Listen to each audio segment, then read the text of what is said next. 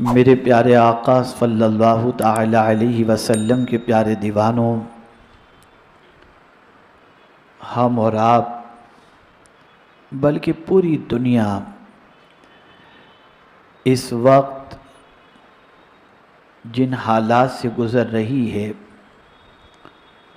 وہ حالات کرب و اضطراب کے حالات ہیں۔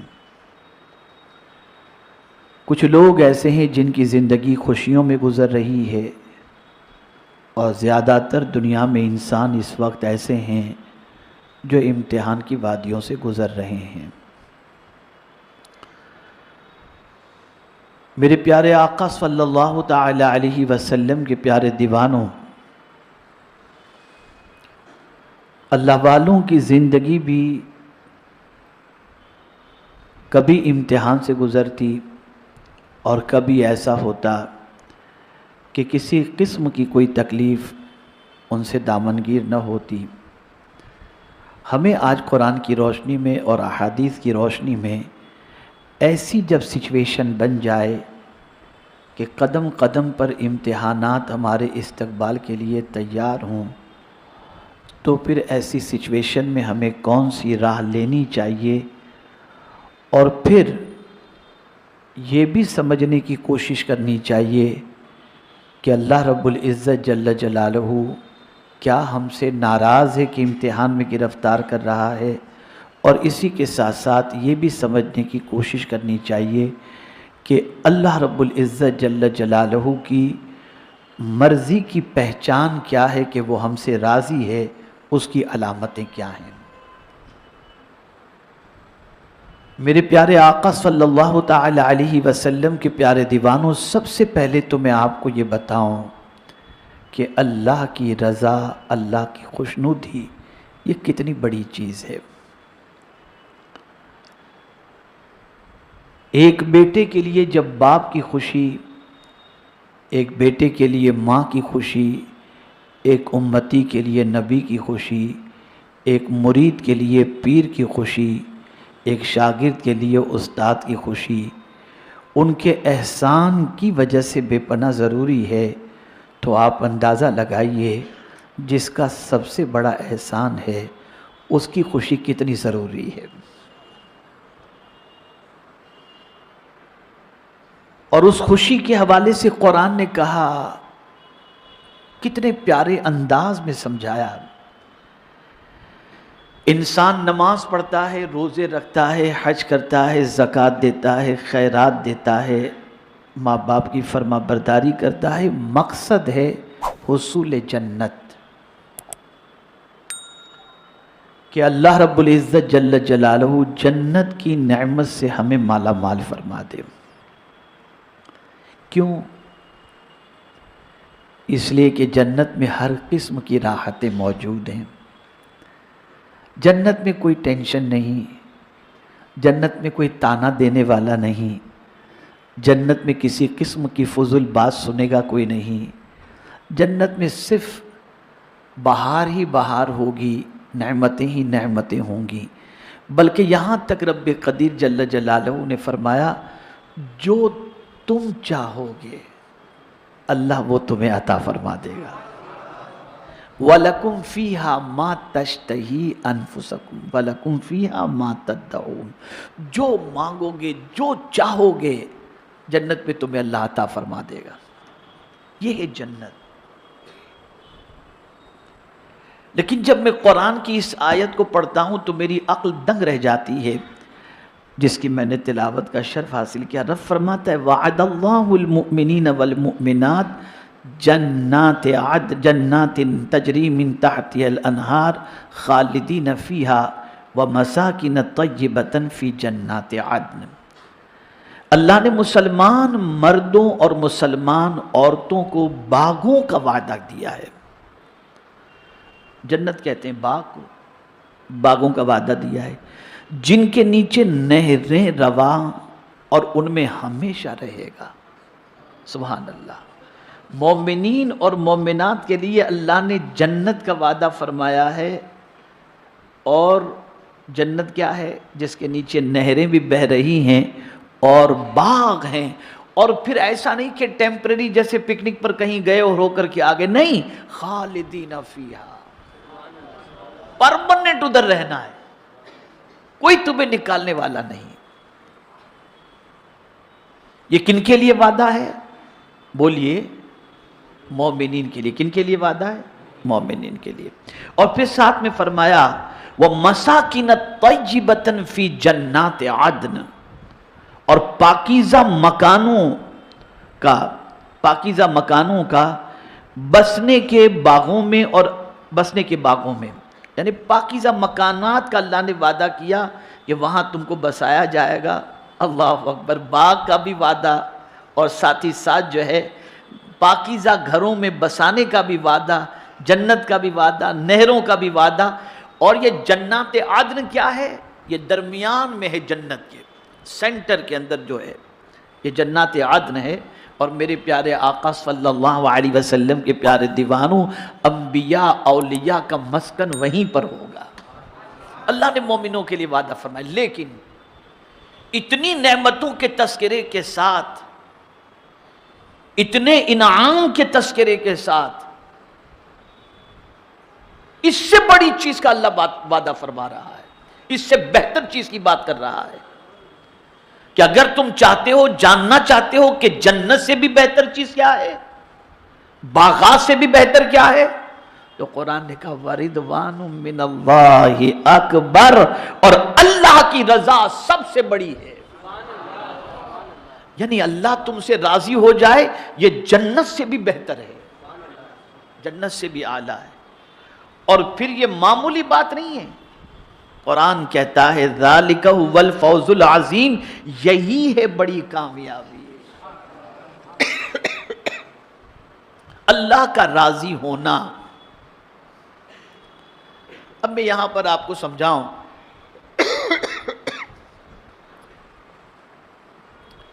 ایک مقام پر نماز کا ذکر اس نے فرمایا، لیکن نماز کے ساتھ ایک اور چیز کے اکبر کا ذکر فرمایا، ان الصلاۃ تنہی عن الفحشاء والمنکر ولذکر اللہ اکبر، بے شک نماز بے حیائی اور بری باتوں سے روکتی ہے، اور اللہ کا ذکر سب سے بڑا ہے۔ تو وہاں ذکر جب سب سے بڑا ہے تو ذات کتنی بڑی ہوگی؟ تو قرآن کہتا ہے اللہ کی رضا یہ سب سے بڑی چیز ہے، یہ جس کسی کو حاصل ہو جائے سمجھ لو کہ اس کا بیڑا پار ہے۔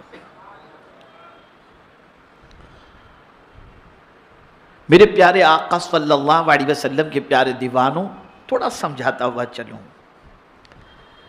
دنیا کے انسانوں کو راضی کرنا ڈیفیکلٹ ہے، جلدی سے راضی نہیں ہوگا۔ شادی کے موقع پہ آپ دیکھتے ہوں گے ناراض رشتہ دار جلدی سے راضی ہوتے ہی نہیں ہیں، بڑے مسئلے ہوتے ہیں،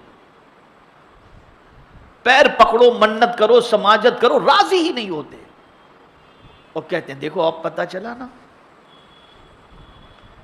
رو رو کر وسیلوں کے ذریعے، رشتہ داروں کے ذریعے بات پہنچائی جائے، نہیں راضی ہوتے، بہت مشکل ہوتا ہے۔ کسی سیٹ کو راضی کرنا ہے بہت ڈیفیکلٹ ہے، لیکن میرے مولا کی شان بہت عرف و اعلیٰ ہے، اس کو راضی کرنا بہت آسان ہے، بہت آسان ہے اس کو راضی کرنا۔ کیسے وہ راضی ہو جاتا ہے، کیسے راضی ہوتا ہے؟ تو میرے پیارے آقا صلی اللہ تعالی علیہ وسلم کے پیارے دیوانوں، اس کی رضا کا معاملہ یہ ہے کہ تم اس کی اطاعت کرو، فرما برداری کرو، وہ تم سے راضی ہو جائے گا۔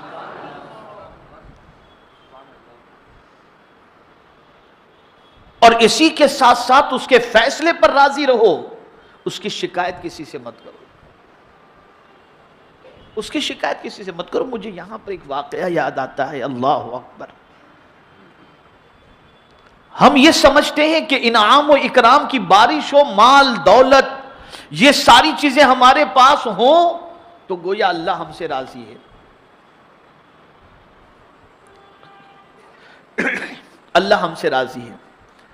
وہ کسی کے یہاں غریبی ہے، کسی کے یہاں بیماری ہے، کسی کے یہاں پریشانی ہے، تو ہم یہ سمجھتے ہیں کہ اللہ اس سے ناراض ہے. میں سمجھاؤں گا آپ کو، اچھی طرح سمجھ جائیے بات. کسی کا بنگلہ، کسی کی کوٹھی، کسی کی گاڑی، کسی کا پیسہ، کسی کے قیمتی لباس دیکھ کر کے ہم سمجھتے ہیں کہ یہ اللہ اس سے راضی ہے، اور کسی مخلوق الحال کو دیکھتے تو منہ لگانے کے لیے تیار نہیں، اور ہم یہ سمجھتے ہیں کہ اللہ اس سے ناراض ہے. اب سمجھا دوں میں آپ کو.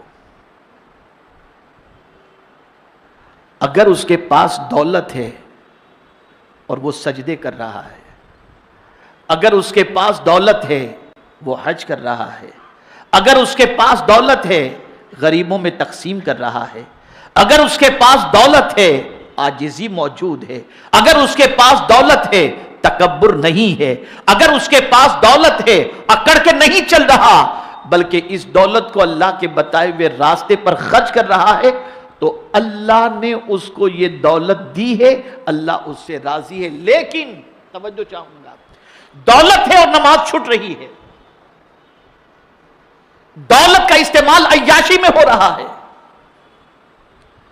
دولت ہے اور بدکرداری کے اڈوں پہ آدمی جا رہا ہے، دولت ہے اور تکبر کرتا ہوا دکھائی دیتا ہے، غریب کو حقارت کی نظر سے دیکھتا نظر آتا ہے، تو یہ دولت اس کے لیے نعمت نہیں سزا ہے.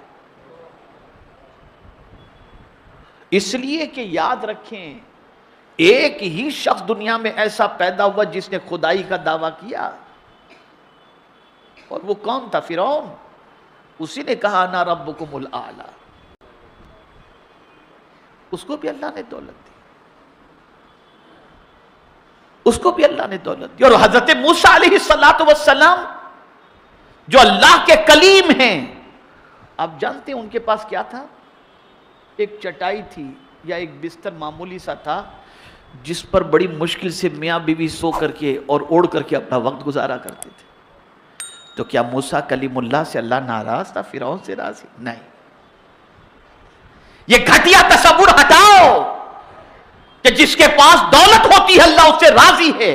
ہاں، دولت جس کے پاس ہے اور اللہ کے قانون کے مطابق خرچ کرتا ہے تو ٹھیک ہے، اللہ اس سے راضی ہے، اس کو عطا فرمایا. حضرت عثمان غنی کے پاس دولت تھی، حضرت عبد الرحمن ابن عوف کے پاس دولت تھی رضی اللہ تعالیٰ عنہما، اللہ راضی تھا ان سے. بلکہ حضرت عثمان غنی کے بارے میں تو قربان جائیے آیت کریمہ موجود ہے، اور وہ بھی اللہ کی رضا کے ساتھ. لقد رضی اللہ عن المؤمنین اذ یبایعونک تحت الشجرہ. جو اللہ کے رسول صلی اللہ تعالی علیہ وسلم نے درخت کے نیچے بیعت لی تھی اور مومنین نے جو حضور کے ہاتھوں پر بیعت کی تھی، قرآن کہتا ہے لقد رضی اللہ، بے شک اللہ ان سے راضی ہو گیا. یہ اللہ کی رضا. اور ہر صحابی کے لیے قرآن کا فرمان ہے رضی اللہ عنہ ورضوا عنہ، اللہ ان سے راضی، وہ اللہ سے راضی. وَكُلًّا وَعَدَ اللَّهُ الْحُسْنَى، اللہ نے سب کے لیے بھلائی کا وعدہ فرما دیا ہے. صحابہ کے پاس دولت تھی لیکن کوئی بتا دے کسی غلط کام میں خرچ ہوئی ہو. وہ تو دولت سے جنت خریدتے تھے. حضرت عثمان غنی نے 2 مرتبہ حضور سے جنت خریدی ہے دولت دے کر.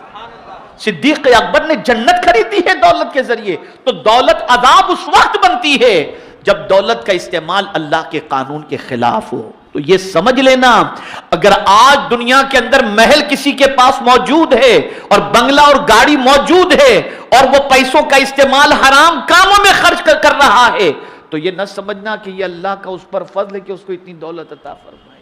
نہیں.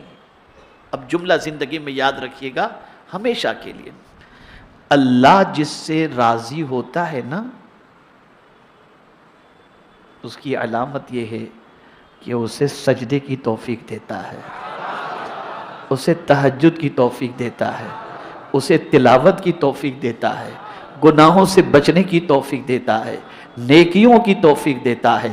کسی کا مال دیکھ کر یہ نہ سمجھنا کہ اللہ اس سے راضی ہے. اگر غریب ہے لیکن سجدے کر رہا ہے، حلال کھا رہا ہے، حرام سے بچ رہا ہے، اللہ کے ارشاد پر عمل کر رہا ہے، گناہوں کی دہلیز پر قدم نہیں رکھ رہا، تو سمجھ لینا کہ اللہ اس بندے سے راضی ہے، اور اس کی رضا کا حال یہ ہے کہ حضور صلی اللہ علیہ وسلم ارشاد فرماتے ہیں بہت سارے ایسے لوگ جو پراگندہ حال ہوتے ہیں، یعنی کپڑے میلے، بال بکھرے ہوئے، سرکار فرماتے ہیں اگر وہ رب پر کسی بات پر قسم کھا لیں تو رب ان کی قسم کو پوری کر دیتا ہے۔ یہ حال ہے۔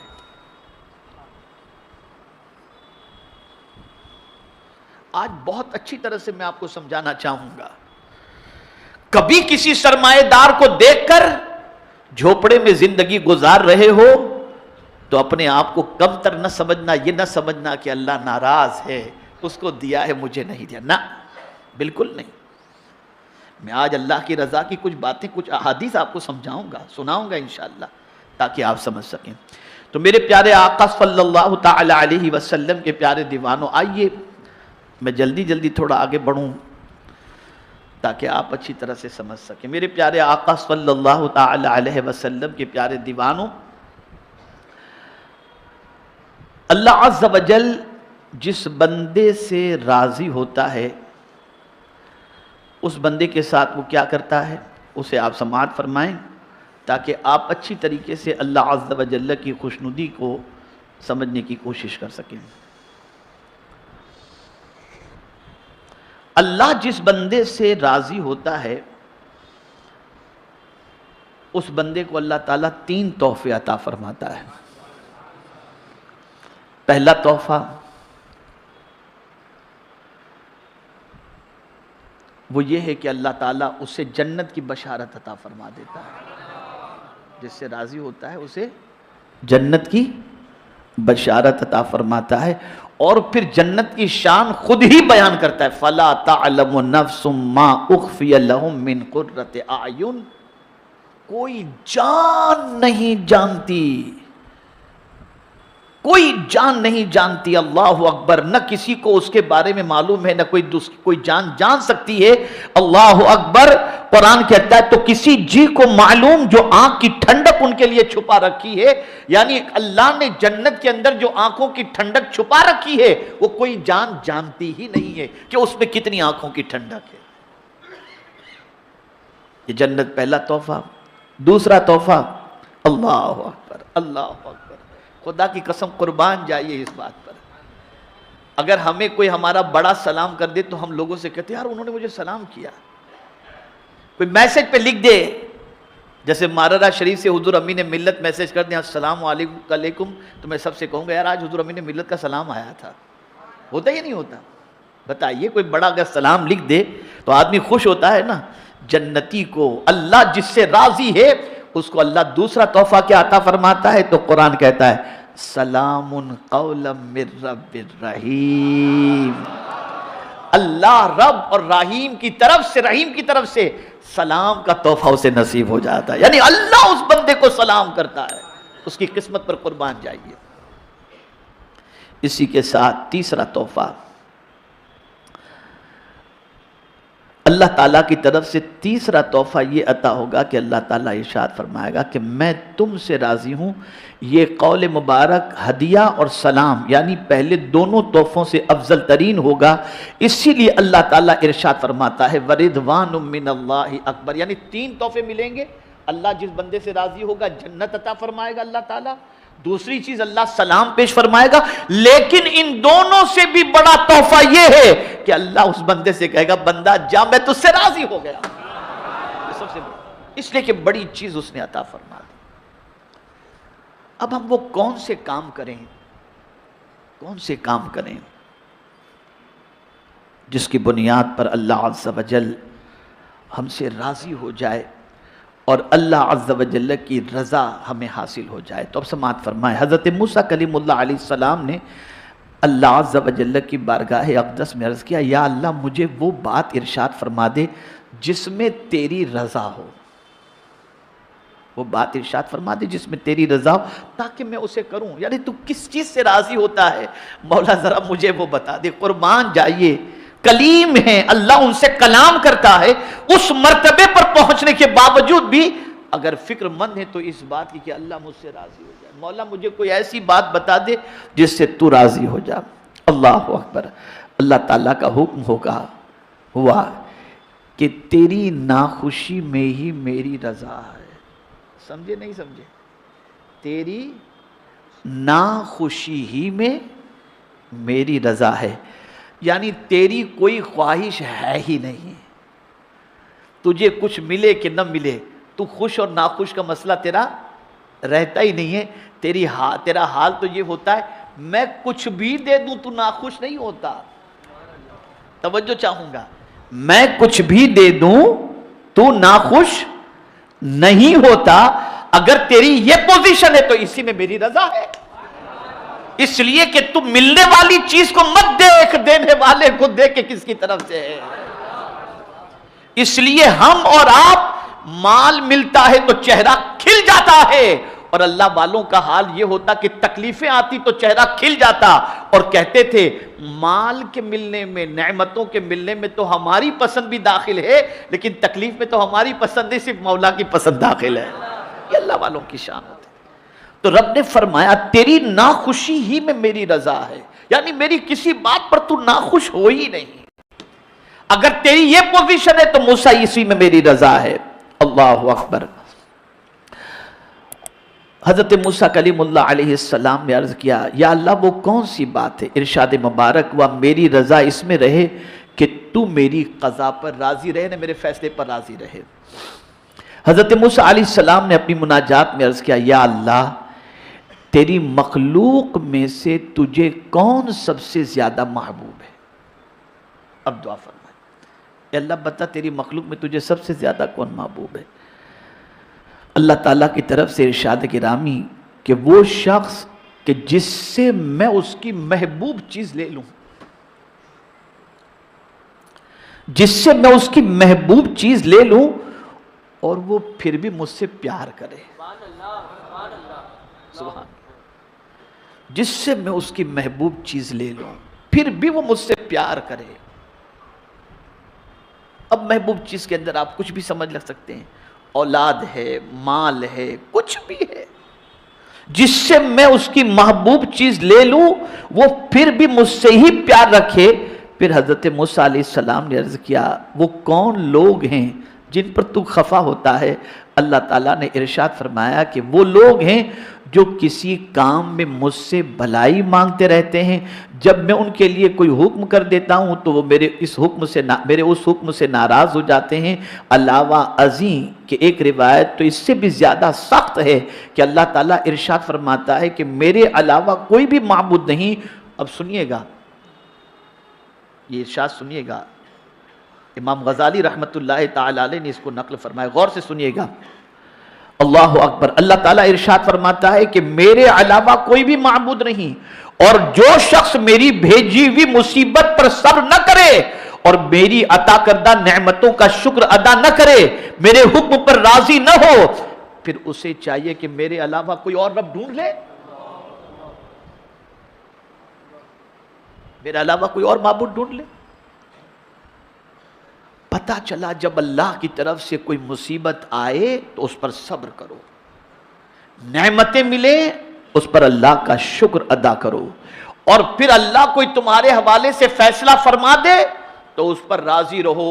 اور اگر یہ کیفیت نہیں بنتی تو اللہ فرماتا ہے پھر کوئی دوسرا معبود ڈھونڈ لو.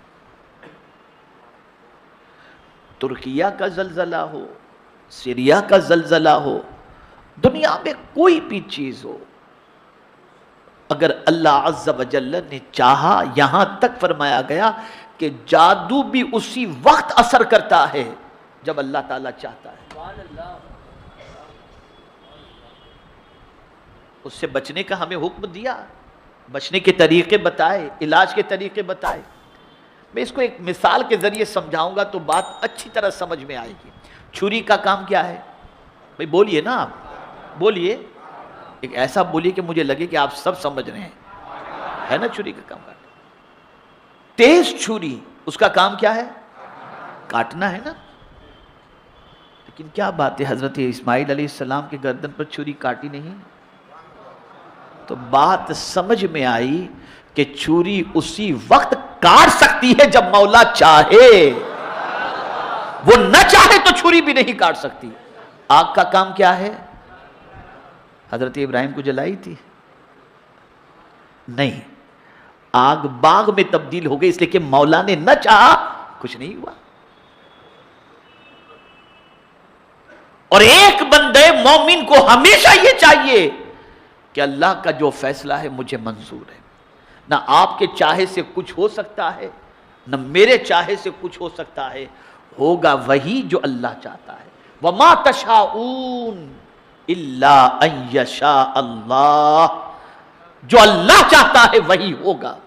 تو اللہ کے فیصلے پر راضی رہنے کی کوشش کرنی چاہیے۔ میرے پیارے آقا صلی اللہ تعالی علیہ وسلم کے پیارے دیوانوں،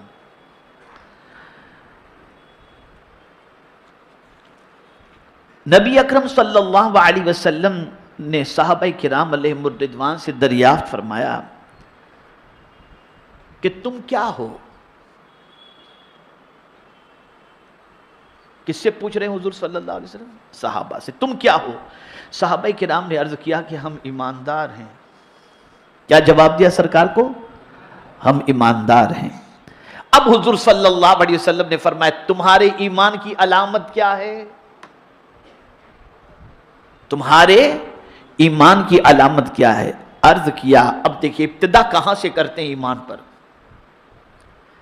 عرض کرتے ہیں کہ ہم بلا پر صبر کرتے ہیں، جب کوئی مصیبت آتی ہے تو ہم اس پر صبر کرتے ہیں، اور پھر کہتے ہیں بوقت وسعت اللہ کا شکر ادا کرتے ہیں۔ لیکن اللہ کبھی ہمیں وسعت عطا کرتا ہے، رزق میں فراوانی عطا کرتا ہے تو ہم اللہ کا شکر ادا کرتے ہیں، اور اگر کوئی معاملہ اس کے سلسلے میں اللہ کوئی فیصلہ کر دیا ہے تو اس موقع پہ ہم اللہ کی شکایت نہیں کرتے، اللہ کے فیصلے پر راضی رہتے ہیں۔ نبی اکرم صلی اللہ علیہ وسلم نے ارشاد فرمایا رب کعبہ کی قسم تم ایماندار ہو، رب کعبہ کی قسم تم ایماندار ہو۔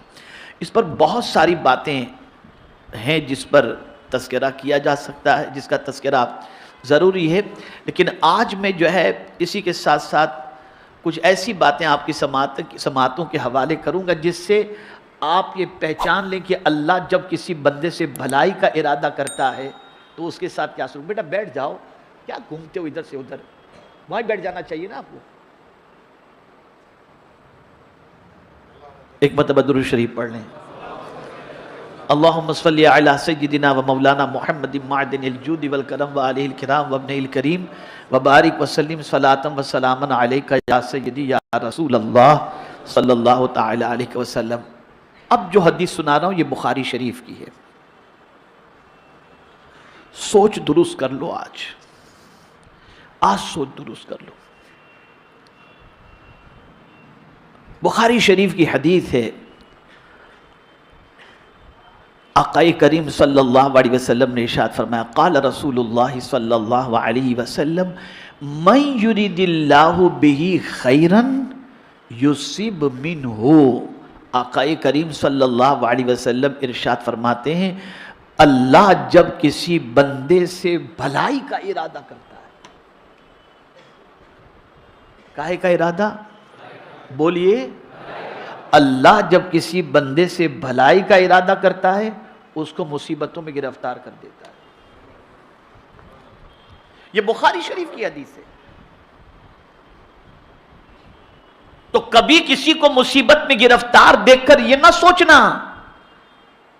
کہ معاذ اللہ اللہ کا عذاب، اللہ نے ان پر تکلیف بھی، کسی پر عذاب بھی ہوتا ہے، عذاب کی شکل میں بھی مصیبتیں آتی ہیں، لیکن مومن پر جو مصیبت آتی ہے اس مصیبت کے حوالے سے آقا کریم صلی اللہ علیہ وسلم نے ارشاد فرمایا اللہ جس بندے سے بھلائی کا ارادہ فرماتا ہے اسے مصیبت میں گرفتار فرماتا ہے۔ میرے پیارے آقا صلی اللہ علیہ وسلم کے پیارے دیوانوں، یہاں پر تھوڑا سا سمجھنے کی ضرورت ہے کہ مصیبت سے مراد بیماری کی تکلیف اور کسی قسم کی تکلیف ہے۔ سیدہ عائشہ صدیقہ رضی اللہ تعالی عنہ سے روایت ہے کہ رسول اللہ صلی اللہ علیہ وسلم نے فرمایا جو مصیبت بھی کسی مسلمان کو پہنچتی ہے حتیٰ کہ ایک کانٹے کا چبھنا، کائے کا چبھنا، چلتے ہیں کبھی تو کانٹا چبھ جاتا ہے نا، ایک کانٹے کا چبھنا تو اللہ تعالیٰ اسے اس کا کفارہ بنا دیتا ہے، یعنی اس سے گناہوں کو معاف فرما دیتا ہے، گناہوں کو معاف فرما دیتا ہے۔ ایک روایت میں آیا ہے کہ نبی اکرم صلی اللہ علیہ وسلم نے فرمایا مسلمان جب بھی کسی تکلیف، بیماری، مصیبت اور غم میں مبتلا ہوتا ہے حتیٰ کہ ایک کانٹا جو اسے چبھ جاتا ہے تو اللہ تعالیٰ اس کے ذریعے اس کی خطائیں معاف فرما دیتا ہے۔ سیدنا صہیب الرومی رضی اللہ تعالیٰ عنہ سے روایت ہے کہ رسول اللہ صلی اللہ تعالیٰ علیہ وسلم نے فرمایا مومن کا معاملہ بھی عجیب ہے، اس کی ساری باتیں خیر ہی خیر ہوتی ہیں، اور یہ صرف مومن کو ہی حاصل ہے، جیسا کہ اس سے پہلے میں عرض کر چکا۔ اس پر جب خوشی آتی ہے تو شکر کرتا ہے جو اس کے لیے بہتر ہے، اور جب مصیبت آتی ہے تو صبر کرتا ہے جو اس کے لیے بہتر ہے۔ میرے پیارے آقا صلی اللہ علیہ وسلم کے پیارے دیوانوں، اب اللہ عز و جل جن بندوں سے بھلائی کا ارادہ فرماتا ہے اس کو تو مصیبت میں گرفتار کرتا ہے۔ مومن کی یعنی بیماری آ گئی، تنگی آ گئی، رزق کے اندر کمی آ گئی، بیماری آ گئی، یہ ساری چیزیں ہیں، اس کی محبوب چیز اس سے چھین لی، یہ اللہ ان لوگوں کے ساتھ کرتا ہے جس سے بھلائی کا ارادہ فرماتا ہے، جس سے بھلائی کا ارادہ۔ اور اس کے علاوہ بھی بہت ساری چیزیں ہیں کہ اللہ جب بھلائی کا ارادہ کرتا ہے تو کیا فرماتا ہے۔ اب آپ دیکھیے، اذا اراد اللہ بعبد خیرا زہدہ فی الدنیا، جب اللہ اپنے بندے کے ساتھ بھلائی کا ارادہ فرماتا ہے تو اسے دنیا سے بے نیاز کر دیتا ہے، پھر اسے دنیا کی اتنی فکر نہیں رہتی، وہ چٹنی روٹی کھا کے بھی مست رہتا ہے، دنیا سے بالکل بے نیاز ہو جاتا ہے۔ مولا جس میں تو راضی اس میں ہم راضی۔ اسی طریقے سے اذا اراد اللہ بعبد خیرا جعل له واعظا من نفسه یأمره وینہاہ، جب اللہ اپنے بندے کے ساتھ بھلائی کا ارادہ فرماتا ہے تو اسے اپنے نفس کا ناصح بناتا ہے کہ وہ خود حکم دیتا ہے اور خود روکتا ہے۔ یعنی ہم لوگوں کا حال تو یہ نا کہ ہم آپ کو نصیحت کرتے ہیں، آپ کو واعظ کرتے ہیں، ایک باپ بھی اپنے بیٹے کو نصیحت کرتا ہے، لیکن اللہ جب اپنے بندے سے بھلائی کا ارادہ فرماتا ہے تو وہ بندہ پہلے دوسرے کو نہیں، پہلے خود کو نصیحت کرتا ہے، پہلے خود کو کسی کام کا حکم دیتا ہے اور خود کو اللہ کی نافرمانی سے بچنے کا حکم دیتا ہے۔ یہ وہی کرے گا جس سے اللہ بھلائی کا ارادہ فرماتا ہے، ورنہ یہ نہیں کہ باپ کے پاس پیسہ مانگنے کے لیے دروازے پر کوئی آیا تو باپ بیٹے سے کہے گا بیٹا کہہ دو ابا گھر پر نہیں ہیں،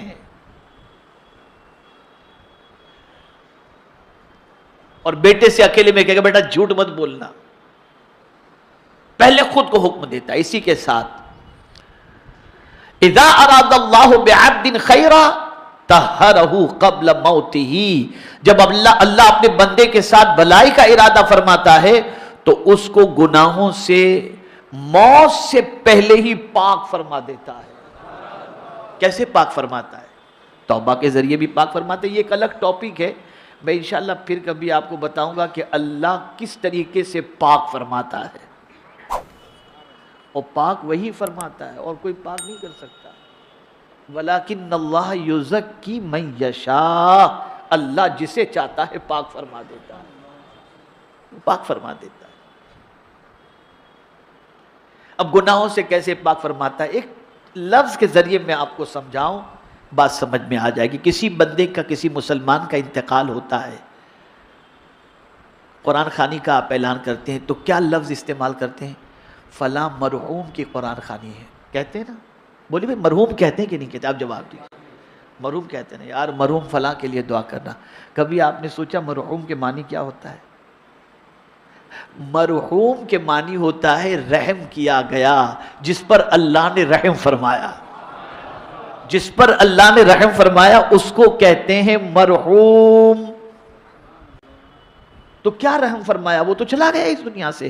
رحم یہ فرمایا کہ دنیا کی جتنی بھی تکلیفیں تھیں، جتنی بھی پریشانیاں تھیں، جتنی بھی مصیبتیں تھیں، اللہ نے سب سے اس کو پاک کر کے اس دنیا سے بھیج دیا۔ اب یہ مرحوم۔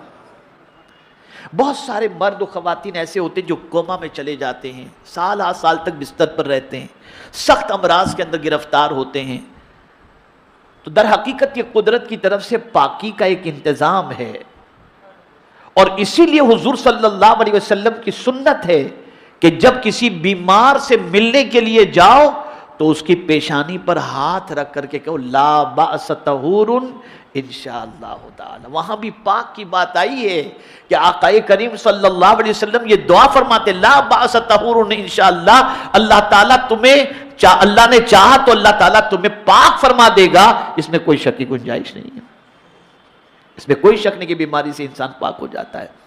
اسی طریقے سے میرے پیارے آقا صلی اللہ علیہ وسلم کے پیارے دیوانوں سنو آپ.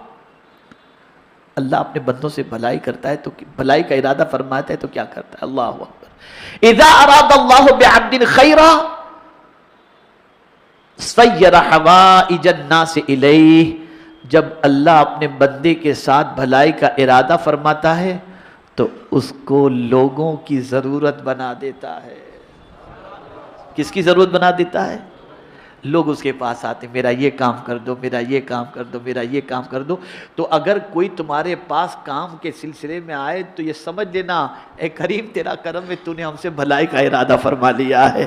تو ہم کسی پر احسان نہیں کرتے، اللہ کا احسان ہے کہ اس نے ہم پر بھلائی کا ارادہ فرما دیا. اور یہ بات یاد رکھیں، دیکھ کر احسان نہ جتائیں، اور دے کر کے کبھی احسان اگر جتا دیے تو آقا کریم صلی اللہ علیہ وسلم فرماتے ہیں جنت کی خوشبو 500 میل کی دوری سے آتی ہے، لیکن 3 لوگ ایسے ہیں جنہیں جنت کی خوشبو بھی نصیب نہیں ہوگی.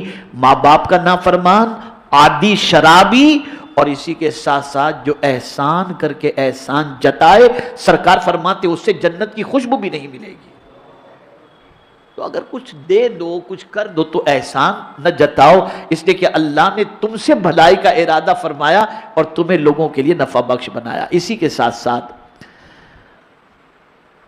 بہت ساری حدیثیں ہیں لیکن بس ایک حدیث عرض کر دیتا ہوں. آقا کریم صلی اللہ علیہ وسلم نے فرمایا اذا اراد اللہ بعبد خیرا عاتبہ فی منامہ. جب اللہ اپنے بندے کے ساتھ بھلائی کا ارادہ فرماتا ہے تو اسے نیند کی حالت میں ہی سزا دے دیتا ہے. یہ نیند میں آدمی دیکھتا ہے نا، وہ آیا مجھے قتل کر دیا، گھبرا کے اٹھ گیا، تو یہ سمجھ لینا چاہیے کہ اللہ نے اس بندے سے بھلائی کا ارادہ کیا ہے کہ اس کو بیداری میں کوئی تکلیف پہنچانے کی بجائے نیند ہی میں اسے تکلیف پہنچا دی. نیند ہی کے اندر اللہ عز و جل نے، پروردگار جل جلالہ نے اسے سزا دے دی. اور اس سزا کی بنیاد پر اللہ تعالیٰ اس بندے سے، کتنا میرے کریم کا کرم ہے، وہ سزا دینا بھی چاہے تو جاگتے میں نہیں، نیند میں دے کر کے بندے پر کرم کی نظر فرما دیتا ہے. اے رسول اعظم صلی اللہ تعالی علیہ وسلم کے دیوانوں، بہت تفصیلی موضوع، اتنی آیات ہیں اس پر، اتنی احادیث ہیں کہ میں آپ کو نہیں بتا سکتا. بس آخری بات میں عرض کر کے اپنی گفتگو کو ختم کرتا ہوں، اسے ہمیشہ کے لیے ذہن کے اندر محفوظ کر لیں. اور وہ بات یہ ہے بڑا کڑوا کام، بڑا سخت کام، جو بہت ٹف ہے، بہت ٹف ہے. آسان کام نہیں ہے، آسان کام نہیں ہے، بہت ٹف ہے. یہ بہت ٹف یعنی بہت ٹف. یہ صرف اللہ والے ہی کر سکتے ہیں، یا جس کا ایمان بہت پختہ وہی کر سکتا ہے. اور وہ کام کیا ہے؟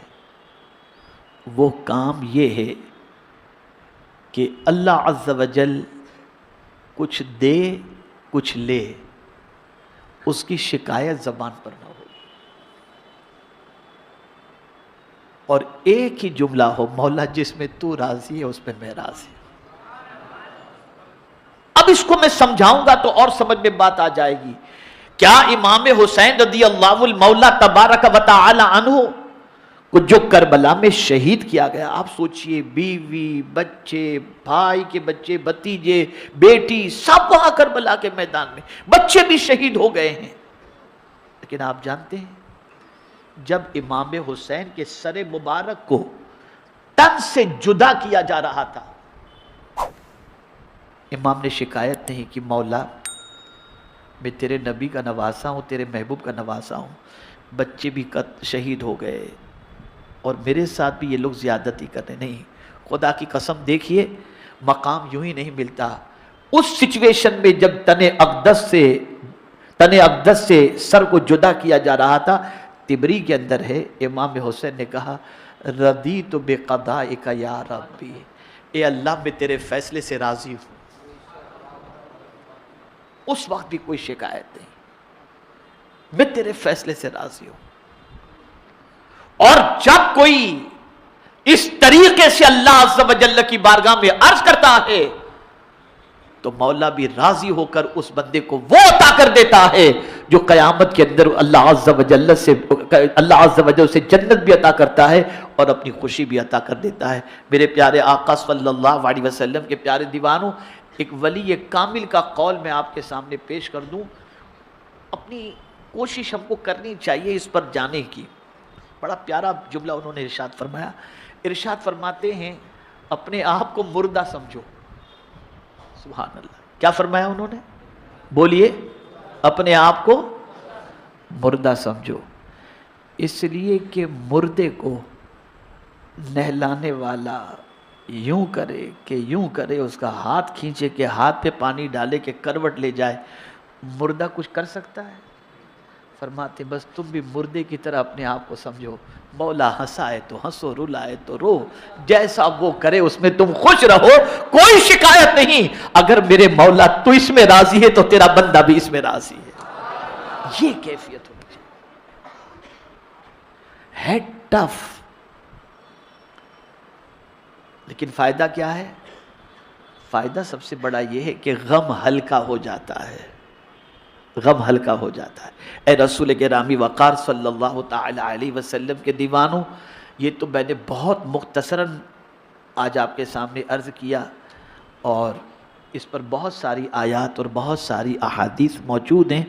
ہمیں چاہیے کہ اللہ کی خوشی میں خوش رہیں، اللہ کی رضا میں راضی رہیں، اللہ کے فیصلے پر راضی رہیں، اور اللہ کی بارگاہ میں ہمیشہ یہ عرض کرتے رہیں کہ مولا ہم تجھ سے خیر کی بھیک مانگتے ہیں تو ہمیں خیر عطا فرما.